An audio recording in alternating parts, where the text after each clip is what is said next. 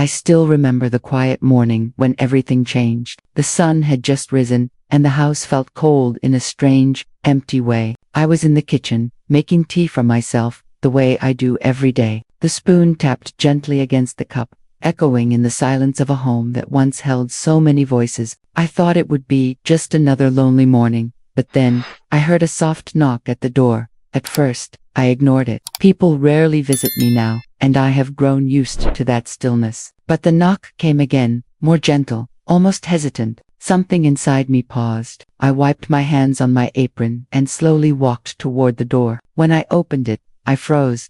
My daughter-in-law stood there. 7 years had passed since we last spoke. 7 years since those painful words, the misunderstandings, the quiet tears behind closed doors. She looked thinner, older, like life had been heavy on her shoulders. Her hands trembled slightly as she held them together. "Mother," she whispered, as if the word itself might break. I felt my heart step backwards. For a moment, I could not speak. Memories rushed toward me, the arguments in the hallway, the silent meals, the day she told me it was better if I left their home. I remember folding my clothes calmly, pretending I was not hurt. My son looked at the floor the whole time. I walked out with dignity, but inside, something cracked. Now, she stood in front of me again. "May I come in?" she asked softly. I stepped aside without a word. The door closed behind us, and suddenly the house felt smaller, filled with old emotions. She looked around, her eyes landing on the pictures of my son, of my husband, of holidays long gone. Tears gathered at the corner of her eyes.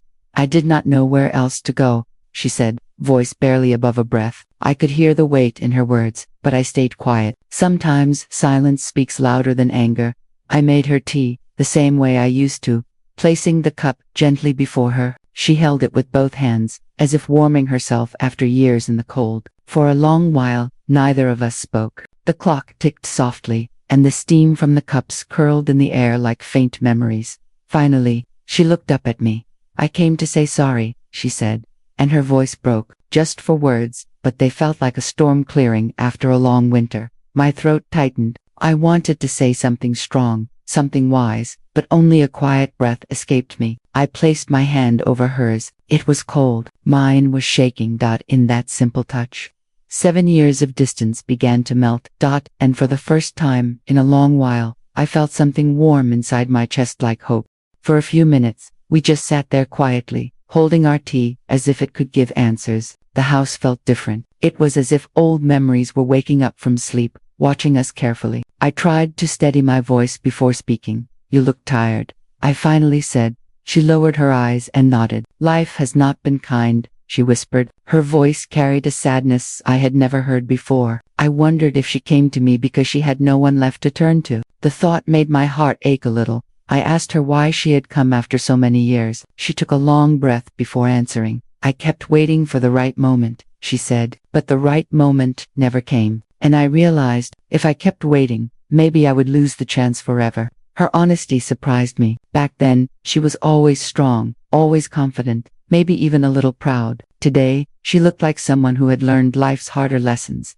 I looked at her face carefully. There were lines near her eyes that were not there before. "Pain leaves its marks. I should not have spoken to you the way I did," she continued quietly. "I was young, and I thought your presence meant I was not enough for him. I thought you were judging me. And when someone told me things, I believed them without thinking." She stopped, as if the words were too heavy to carry all at once. I remembered those days. I never wanted to replace her or take anything away. I only wanted to share a home with love and warmth. But fear can twist simple things into shadows. "You were never a burden to me," I said gently. She looked up, startled, as if she did not expect kindness. "I thought you hated me," she said in a trembling voice. I sighed softly. "If I had hated you, I would never have cried as much as I did." Tears rolled down her cheeks then. She tried to hide them with her hands, but her shoulders shook softly. I handed her a napkin, the same way I once did when she first joined our family. For a moment, we were back in that time before the distance, before the silence. "Is my son all right?" I asked carefully. She nodded slowly. "He works a lot. He does not talk much about the past, but I know he misses you." That sentence was like a knot loosening slowly in my chest. I imagined him sitting alone, thinking of moments we lost. Suddenly, thunder rumbled outside, and rain began tapping against the windows. The sound filled the room like a quiet rhythm, matching our hearts. We sat, listening to it, not speaking, not rushing, just breathing the same air. After 7 long years, I realized something then. Sometimes, silence is not empty. It is full of words, waiting to be spoken. And maybe, today was finally the day they would find their voice. The rain outside grew heavier, tapping against the windows like distant memories trying to come inside. My daughter-in-law held her cup tightly, her fingers pressing around it as if afraid to let go. I watched her quietly, waiting for her to speak in her own time. After so many years of silence, I did not want to rush her now. "I used to imagine this house," she finally said, her voice soft. "I wondered if the curtains changed, or if you still kept the same rugs, or if your plants survived. But I never had the courage to come." I looked around my small living room. The curtains were the same. The plants were fewer now. I could not take care of them the way I used to. Time had moved slowly here, like a tired old friend. "You know," I said gently, "I imagined you too. I wondered if you learned new recipes, if you decorated the house on holidays, if my son helped you with the groceries." My voice trembled on the last words. I had missed those simple, ordinary moments more than anything. She placed her cup on the table and took a deep breath. "In those first months after you left, everything felt strange, quiet, like something important was missing. But I told myself it was for the best. I thought I was protecting my space, protecting my marriage." "And did you?" I asked softly. She closed her eyes. "No, I lost more than I gained." There was a long pause, the kind that holds truth inside it. "I lost peace. I lost trust. I lost the chance to learn from you." Those words reached deeper than she could imagine. "I never wanted to control you," I whispered. "I wanted to guide you, the way any mother would. But guidance can feel heavy when someone is afraid."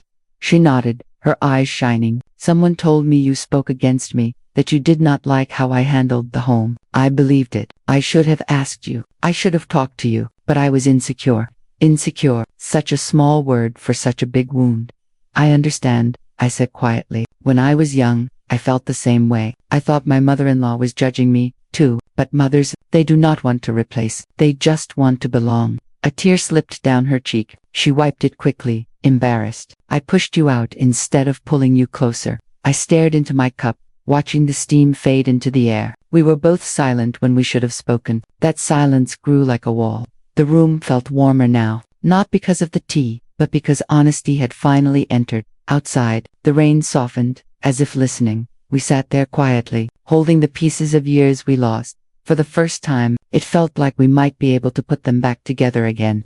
The rain slowed to a gentle drizzle, and the room settled into a soft quiet. I leaned back slightly, letting old memories rise one by one. Some were warm, but many carried a quiet sting. I knew we had to talk about them, even if it was uncomfortable.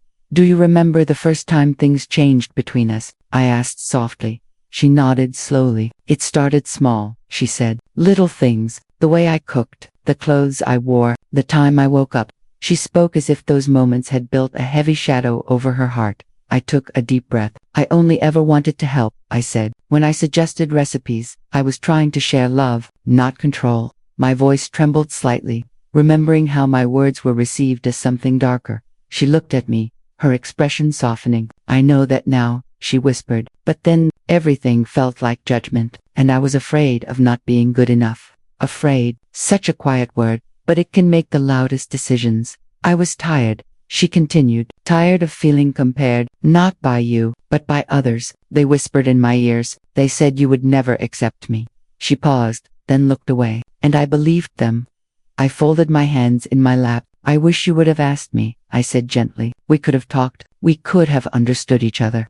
She smiled sadly. "I was too proud, and too stubborn." The clock ticked softly in the background, measuring time like a quiet witness. I could almost hear the crack that formed back then, not loud, just enough to grow. "Do you remember that evening?" she asked, eyes distant. "The one when we argued in the kitchen?" I nodded. "We both spoke too quickly," I replied, "and too harshly." "You told me to rest," she said, "but I felt like you were taking control." I should have listened. I was exhausted, overwhelmed, and instead of resting, I got angry. "I should have given you more space," I admitted. My fear of losing my place made me hold on tighter. There it was, the truth. Neither of us had spoken until now. She looked down at her hands. "Then came the day when I told you to leave. The memory hit like cold water. I remembered packing my things quietly, folding each piece of clothing as if apologizing to them. My son stood near the door, helpless, eyes filled with conflict. I walked out with a small suitcase and a heart heavier than anything I carried. I thought I was choosing peace, she whispered, but I chose distance. I chose loneliness for all of us. My eyes warmed with tears, but I blinked them back. Anger had long left me. Only sadness remained. Outside, the rain had stopped completely. The world seemed to be listening. It started with small cracks, I said softly, and small cracks, when ignored, become walls. She nodded, eyes glistening. But walls, she whispered, can be taken down, brick by brick. After a while, I stood up to refill our cups. My hands moved slowly, as if time itself had slowed down to watch us. When I returned, she held the new cup carefully, warming her fingers around it. It reminded me of the early days, when she used to drink tea with me in the morning, asking small questions about the home, smiling shyly. That memory felt like a soft candle in a dark room. So, how were these 7 years for you? She asked quietly. I breathed out slowly, feeling my chest tighten. Lonely, I admitted. The house became quieter every month. At first, I told myself it was only temporary. But temporary stretched into seasons, and seasons turned into years. My voice softened. Sometimes, I would cook enough for 3 without thinking. Then I would sit alone, wondering why the silence felt louder than before. She listened with her hands still around the cup. Her eyes were full of regret. I thought you were happier without me, she whispered. I looked at her gently. I was never happier without family. A house is just walls without laughter. She bit her lip, her voice trembling. Things changed for us too. At home, meals felt cold. Your son tried to fill the silence, but it wasn't the same. We stopped celebrating small things. Even holidays felt like long evenings instead of joyful days. We lost our warmth. A soft ache touched my heart when she said that. There are wounds that travel through everyone in a family, not just one person. Why didn't you visit? I asked softly, not accusing, just searching. She lowered her head. Pride, fear, and shame. Every day, I thought, tomorrow I'll go. But tomorrow became next week, and next week became years. And soon, I felt like I had no right to return. I nodded slowly. I understood that kind of fear. It grows quietly, like dust on forgotten shelves. There were moments, she continued, when I would stand outside your street and take a deep breath, but my feet wouldn't move. The thought of her standing only a few steps away made my heart ache. If I had looked out the window, would I have seen her silhouette in the evening light? I leaned back, my voice gentle. Sometimes, all we need to do is knock. She looked up, eyes bright with tears. I was afraid you wouldn't open the door. I smiled faintly. A mother's door is never locked forever. We sat in silence again, but this time, it was warm. The kind of silence where hearts rest instead of hide. Outside, children's laughter echoed faintly from the street. It felt like a reminder that life continues, even when we pause. She took a slow breath. I missed you, she whispered. Those 3 words felt like a bandage placed over an old wound. I missed you too, I replied, my voice breaking just enough to be honest. The years between us finally started to shrink. The sky outside began to clear, and a faint beam of sunlight slipped through the curtains, falling across the table. It felt almost symbolic, like light slowly returning to a place that had been dim for too long. My daughter-in-law placed her empty cup down and folded her hands on her lap, gathering courage. There is something I never told you, she said quietly. Her voice shook a little, and she looked away for a moment before continuing. Do you remember my friend, the one who visited often in the first year? I nodded slowly. Yes, she seemed very close to you. She bit her lip. She wasn't a friend, not really. She enjoyed stirring trouble. She said you were trying to control the house. She said you were telling neighbors bad things about me. She kept repeating poison, until I believed it. She inhaled sharply. And when I pushed you out, she disappeared. She just enjoyed watching families break. Her voice cracked at the realization. I closed my eyes gently. I remembered those days, whispers in corners, glances that weren't the same anymore. But I never imagined someone had planted those seeds when trust is weak. I said softly, even a small lie can grow like thorns. She nodded, wiping her eyes. I was young, she whispered. I was insecure. Every suggestion felt like judgment. Every silence felt like disappointment. I understand, I replied. Insecurity makes the heart see shadows even in sunlight. She looked up, surprised at my calmness. "You are not angry?" she asked. I shook my head. "I spent years being sad. Anger is heavy. Sadness is heavy. Forgiveness is lighter." The room fell quiet again, but it was a different quiet than before, the kind that waits for healing. She swallowed hard. "Your son, he wanted to visit many times, but I stopped him. I told him you were happier alone. I thought, if he saw you, the conversations might open wounds." Her hands trembled. "I am sorry I stood between a mother and her son." My heart sank. I imagined birthdays without him, festivals where his chair stayed empty, moments when the phone never rang, silent nights when I held a pillow instead of memories. I reached out and touched her hand gently. "What matters is you both are still here, still breathing, still able to return." She nodded, tears sliding freely now. "I ruined so many years. I ruined moments we could have shared." "We all ruin things," I whispered. "Growing up is learning how to fix them." The clock ticked with gentle patience, as though reminding us that time, though loss, can still give more. She wiped her cheeks again, this time with a deeper breath. "I want to make it right, brick by brick, day by day." Outside, the sunlight grew stronger, pushing away the last drops of rain. "Then," I said softly, squeezing her hand, "we begin again, slowly, kindly." For the first time in 7 years, the house felt alive again. The afternoon light settled into the room, soft and warm, like a blanket placed gently over tired shoulders. My daughter-in-law and I sat a little closer now, not intentionally, but naturally, as if the space between us no longer needed to be guarded. The air felt lighter. Healing has a quiet way of changing a room. She took a slow breath. Do you think your heart can forgive me?" The question floated between us, fragile like thin glass. I looked at her, really looked. I saw not the proud young woman from 7 years ago, but someone who had been shaped by mistakes, softened by time. "Forgiveness," I said softly, "is not a door we walk through once. It's a path we walk every day. And yes, I can walk it." Her eyes closed with relief, as if she'd been holding her breath for years. "You know," I continued, "there were nights when I sat on this sofa, holding old photographs. I asked myself, what hurt more, the words you said, or the silence after?" My voice trembled just enough to be honest. She bowed her head. "I thought I was protecting my marriage, but now I realize love that asks you to break family is not love. It is fear dressed as loyalty." I nodded gently. "Fear makes people do strange things." We both knew the truth of that. "So," she whispered, wiping her face, "how do we start again? I don't want to walk back into your life pretending nothing happened." "That's good," I said. "We don't pretend. We acknowledge. We learn. We offer small kindnesses, even when we don't feel ready. That's how trust grows back." She let out a shaky smile. "Small kindnesses. I can do that."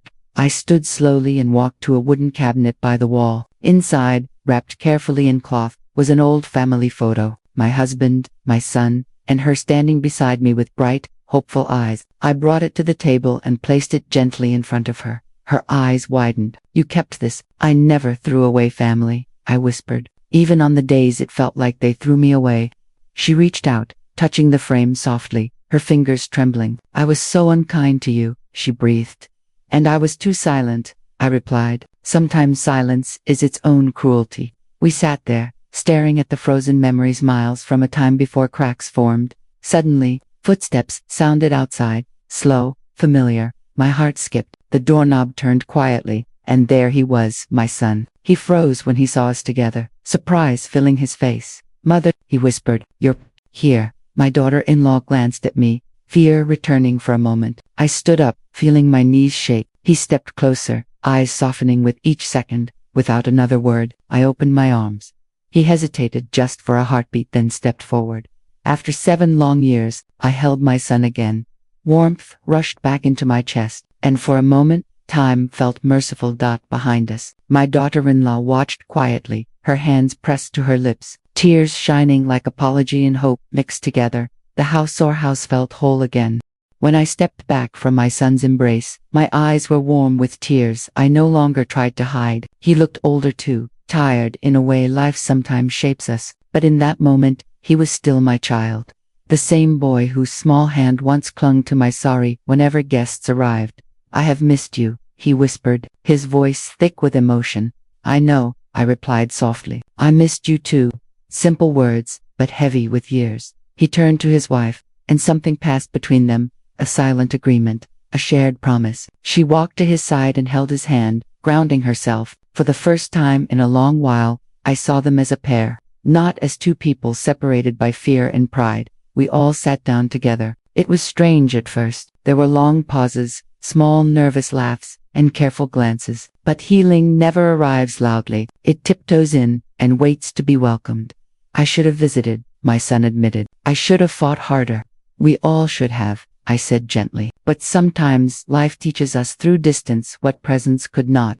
Outside, the sky slowly shifted from gray to warm gold. The neighborhood children's laughter floated in again, clearer now, brighter. It sounded like hope. My daughter-in-law took a deep breath. We want to take you back home with us, she said, her voice steady but emotional. Not as a guest, as our mother.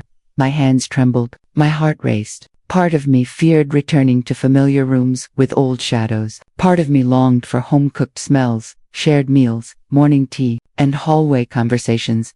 I will come, I said slowly, but only if we promise something. They watched me closely. No more secrets, I continued. No more silent storms. If something hurts, we speak. If something confuses us, we ask. And if fear whispers, we drown it with truth. My son nodded. My daughter-in-law wiped her cheeks and whispered, I promise. We sat together until the evening, talking about small things, favorite foods, old recipes, the birthdays we skipped. Every topic was like placing a brick back into a bridge we once burned. As the sun set, they helped me gather a small bag. I looked around my quiet house one last time. It had been my shelter, my witness, my silent friend, but it had also been lonely. At the door, I paused. My daughter-in-law touched my arm gently. Your room is ready, she whispered, with your favorite flowers on the table. I smiled, not just with my lips, but with every piece of my tired heart. When we reached home, the hallway lights glowed warmly. My son placed my bag down. My daughter-in-law hugged me softly, laying her head on my shoulder. And in that simple embrace, I felt the years of distance melt away. We cannot undo the past, but we can walk forward slowly, kindly, together, because forgiveness is not forgetting, it is remembering without pain. And love, when given a second chance, learns how to stay. If this story touched your heart, please like the video, share it with someone you care about, and subscribe to the channel for more real-life emotional stories. Thank you for your support.